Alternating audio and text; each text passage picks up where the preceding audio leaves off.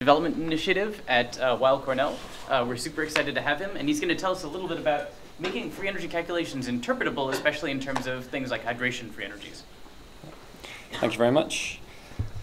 So just an overview of the talk. So I've recently moved over from the University of Cambridge, and the work I'll talk about today is from the University of Cambridge to the Therapeutics Discovery Institute based at Weill Cornell Medicine. So I'm interested in applications of free energy methods, and in particular, kind of interpretability and how you kind of decompose these free energy changes into atomic or group contributions. Is that meaningful? Is it useful? So our approach is to start with the Svansk equation, and I worked with a PhD student, Ben Irwin, to do this. I kind of set him this problem, and he went away and spent a long time thinking about it. I'll discuss the approximations or the assumptions that we used in the derivation, and then a few applications to see does this fit with our intuition in terms of hydration free energies and binding free energy. I'm using absolute binding free energies in this case. And then just some ideas on future developments. So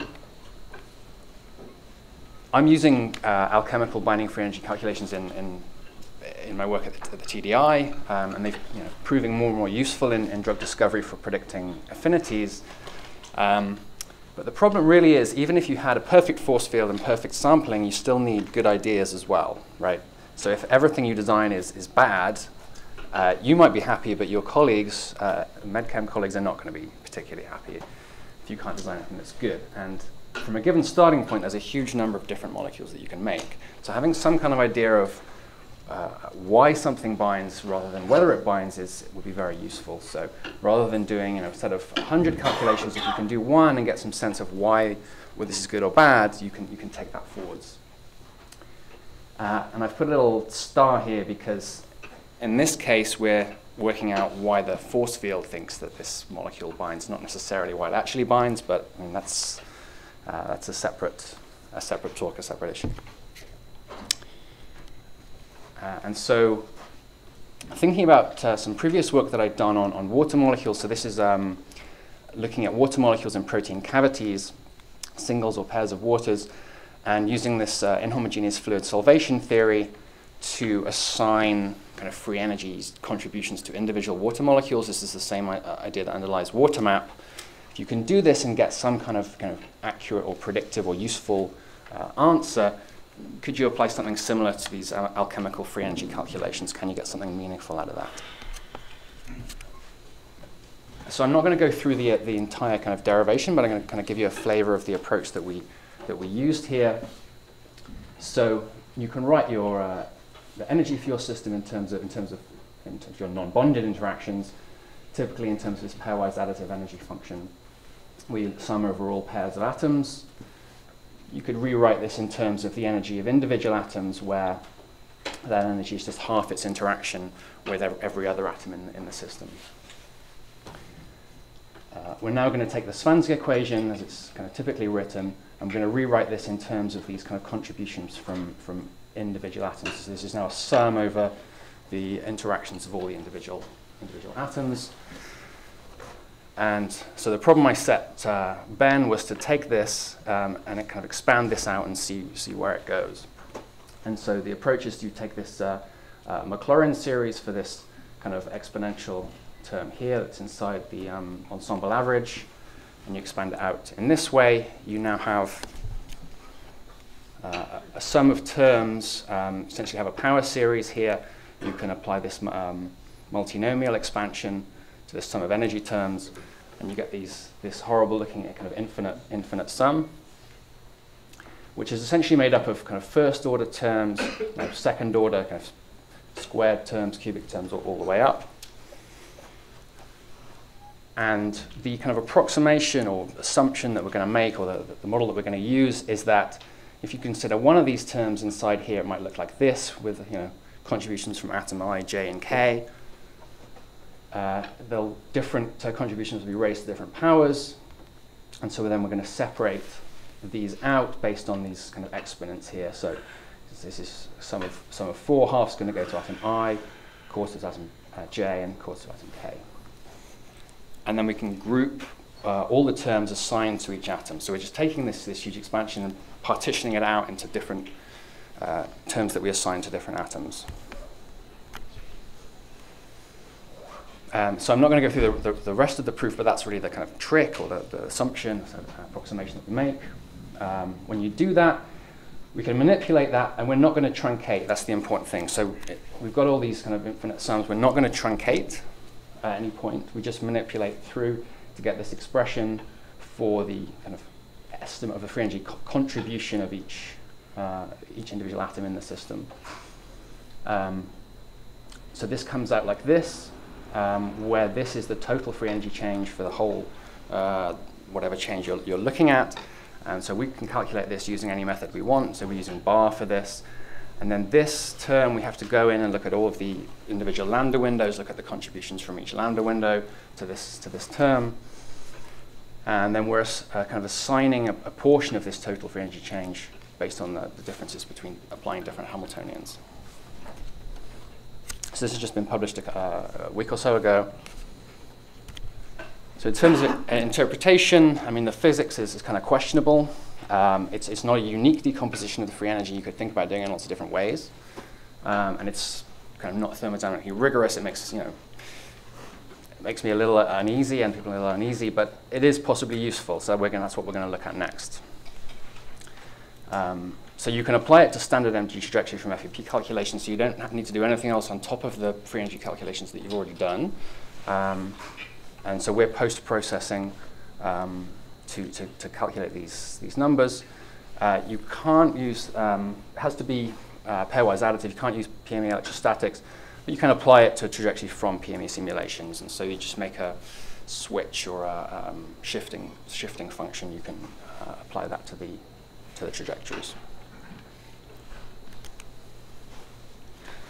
Okay, so we're going to do a sanity check first, which is looking at hydration free energies of some simple molecules. I'm using NAMD, the CGNFF force field with, for some of the more complicated molecules, ParamChem, TIP3P water with PME. I'm using 32 lambda windows and 2 nanoseconds per window. And in this case, I'm using fixed solute atoms. That was just a choice that we made. We wanted to look at how that made a difference. These are the experiment versus predicted hydration free energy changes, just to show that these are in line with experiment. So then you can go ahead and, I mean, it's simple to kind of color based on these kind of contributions. And so this is methane, hydrophobic, unfavorable, but you can kind of decompose this into the contributions of the hydrogen atoms versus the carbons. Methanol kind of makes sense. You've got a very kind of polar oxygen that makes the majority of the favorable interactions. Actually, in this case, the hydrogen makes an unfavorable contribution. That seems to be because the oxygen has the kind of most, the largest kind of charge in the system, pulls the hydrogens from the water in towards it, which may make kind of unfavorable electrostatic interactions with the hydrogen. And similarly, so this is just a sanity check to make sure, does this fit with our intuition? And I guess, yes, it does, right? So the more polar molecules, the polar atoms are the ones that are important. The 4 hydrogens here should be exactly the same because they're symmetry related. There are slight differences here, probably due to sampling, or possibly, slight differences in bond length based on the fact that our PDB has only 3 significant figures. There might be slightly different bond lengths. They're going to be the same.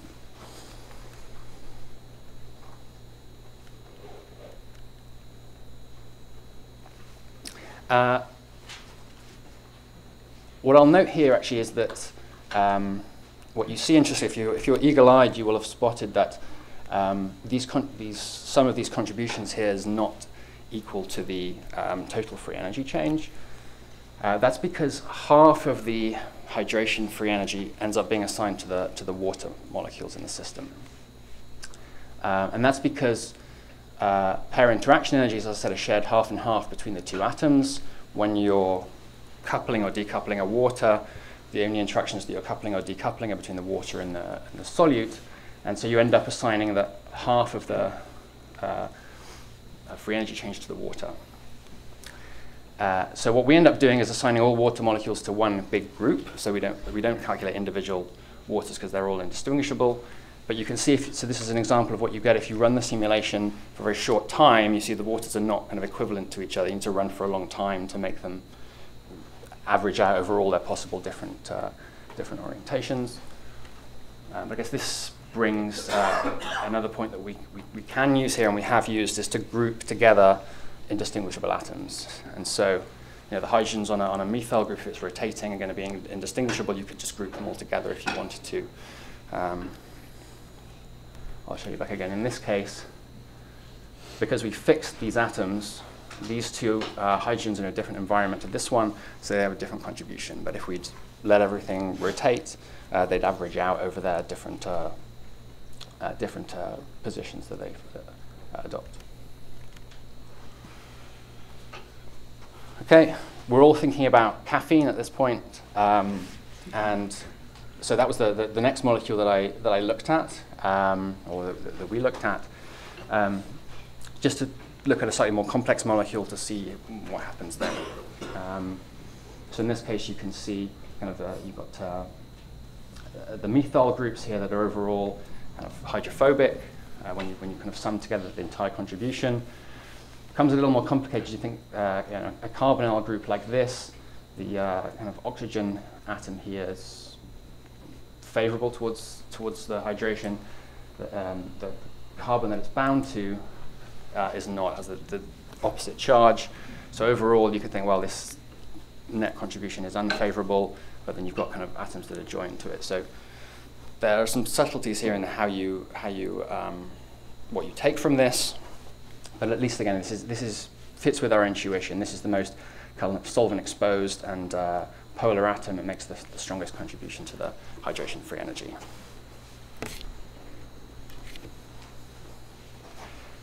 Some nice properties of this as well. So when you're calculating these contributions, they actually converge extremely quickly because you're just looking at an individual atom in the system.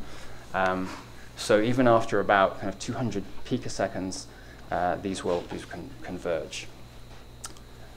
I should warn, obviously, this is just for solvation, where there's no kind of major kinetic barriers here. These values are going to converge with the total delta G, and they're going to be equally dependent on pore sampling. So if there's kinetic barriers, this is not going to address that in any way. You're going to still make the same mistakes you make with just calculating the overall free energy change.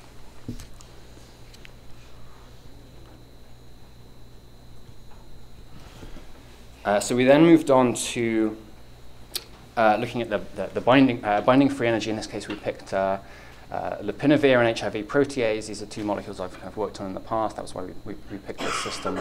It's kind of well studied. This is not a picture of HIV protease, so don't. So yeah, this was just the picture I had to hand.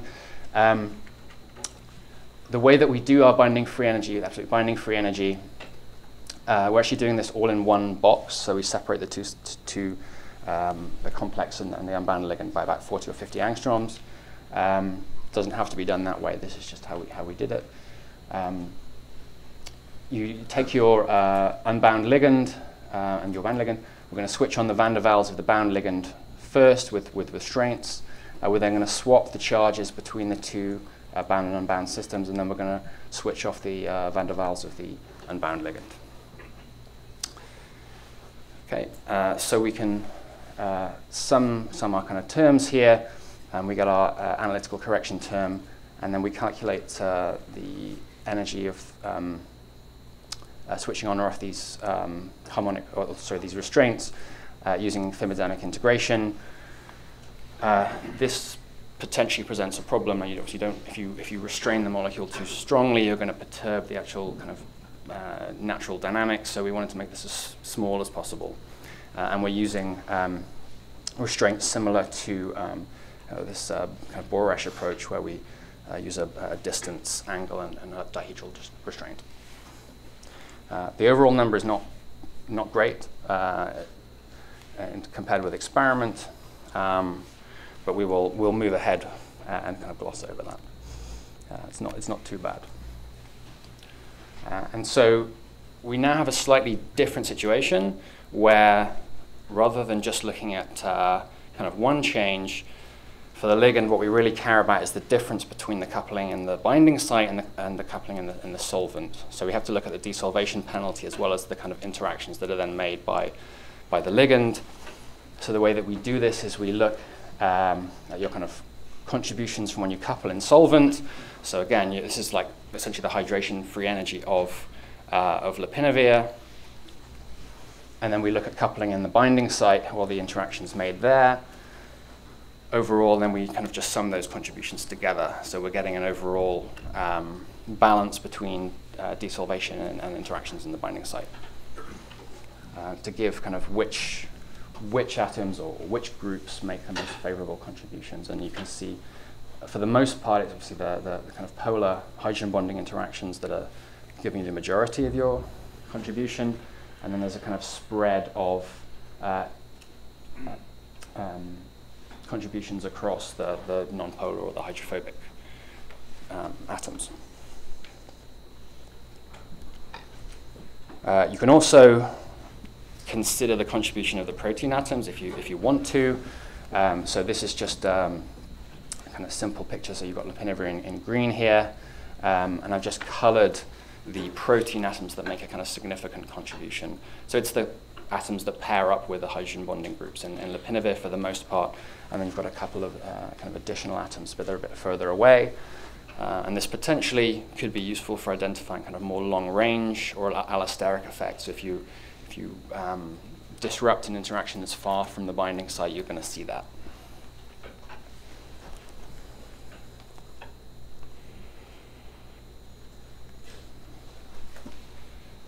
So a couple of advantages of this kind of technique. It's relatively simple to compute. You can apply it to any alchemical transformation that you want, and it's applicable to standard trajectory from FUP calculations. So I've done this in NAMD as post-processing tool, but I mean, it's as long as you can calculate these energies, you can do this for any simulation. And the atomic contributions are kind of in line with intuition. So that's always a nice to have. And I mean, there's more work to do, but this potentially provides design principles to improve desired properties. And so you could think about, which groups you might want to change in a ligand to improve the contacts.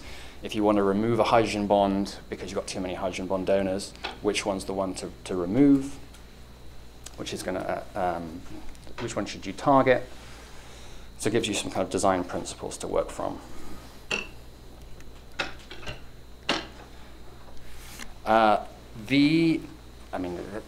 This disadvantage of things to work on, this decomposition is not unique. So you could do the decomposition in lots of different ways. You'd still kind of sum to the total free energy, but would it be correct or useful? This is not thermodynamically rigorous. Assigning free energies to atoms, I mean, even assigning energies to atoms is questionable due to kind of the many body effects that you get here. In addition, talking to some of the guys from Schrödinger, there's a suggestion that you may be sensitive to the pathway or the lambda schedule that you use here. So if you use a different lambda schedule, a different pathway, you're going to get potentially different predictions for which atoms are more or less important. That's something that I haven't explored. I can't really comment on. In addition, it's not always easy to interpret or act on, at least in its current form. So as I mentioned, in the case of kind of caffeine, atoms can be predicted to be kind of favorable, but the group that they're in overall is not. So how do you make sense of that? How do you act on that?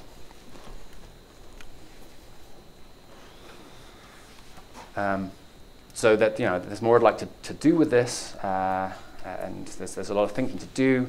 So I think this could be useful in the context of relative binding free energies, but there's a few developments or changes that might need to be made in order to do that.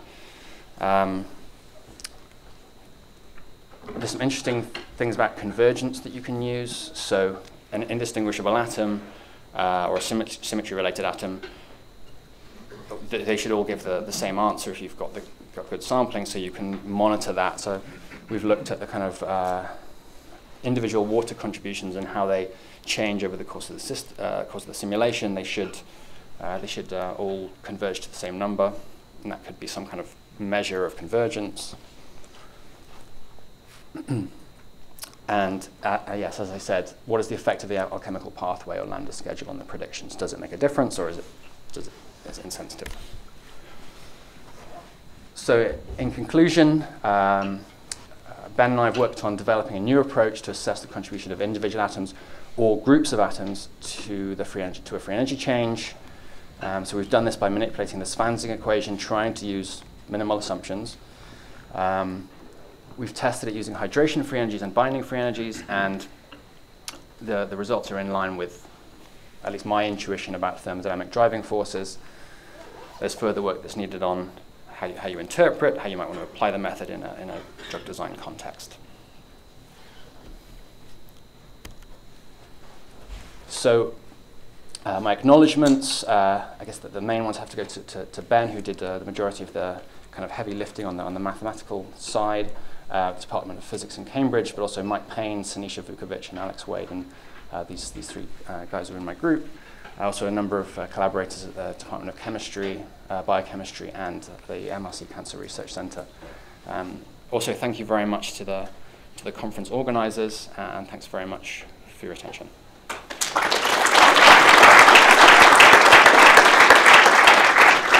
Questions?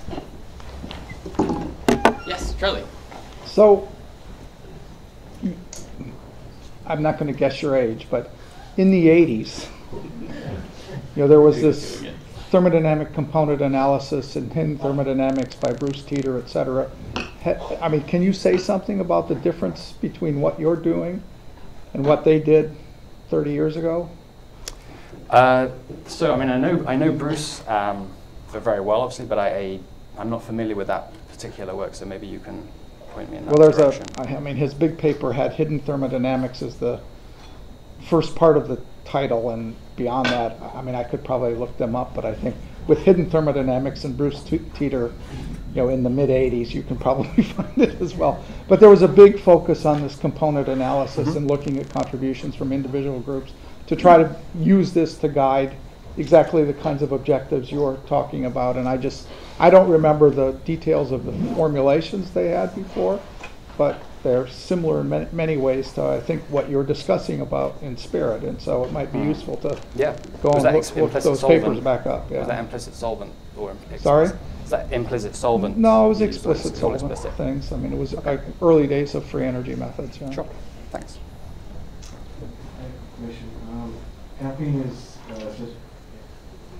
Caffeine is suggested to form higher order molecular structures in water. Do you expect the atomic contribution to actually significantly change if you look at these molecular assemblies of caffeine? Yeah, I mean, I guess it depends what change you're looking at. But yeah, if you put multiple different caffeine molecules in the simulation and they interacted, then you would be able to. You should be able to see those changes. Okay, one more in back. Yeah, let's talk. Could you say something more about the potential application? Have you never thought to use this kind of mapping maybe to the right feature for maybe developing pharmacophore models and stuff like that? Because the kind of information you may provide could be extremely useful for identifying which are the most important region in the ligand. Yeah, absolutely. I mean, if you looked at contributions to different regions of the binding site, you could kind of sum them and see which potentially are going to give you be hotspots for binding. I mean, the ways that I've thought about using it are for optimization. So you have kind of a number of different methyl groups in this. So kind of which methyl group is the most dispensable, but you could flip that and say which is the most important as well. So, yeah, which we would keep. The last one, have you tried maybe to calibrate your approach, maybe taking some data set from 3 weeks of analysis and see somehow you can try to correlate if a specific group or atom is important for affinity. So maybe it's a kind of correlation between atomistic simulation and pure style model that maybe can allow you to verify your method as a practical application for drug design as well. Yeah, absolutely. I mean, there's lots that one could do with this, and that's certainly one thing that would be useful. Yeah. All right. Speaking of caffeine, let's.